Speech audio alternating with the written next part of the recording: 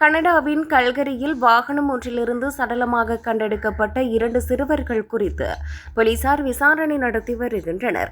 இந்த துயர சம்பவம் கடந்த 30ஆம் திகதி நகரின் வடமேற்கு பகுதியில் நடந்துள்ளது.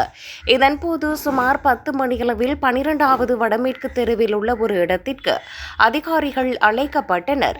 அவர்கள் அங்கு சென்றபோது நிறுத்தப்பட்டிருந்த வாகனத்திற்குள் சிறுவர்களின் சடலங்களை கண்டெடுத்தனர்.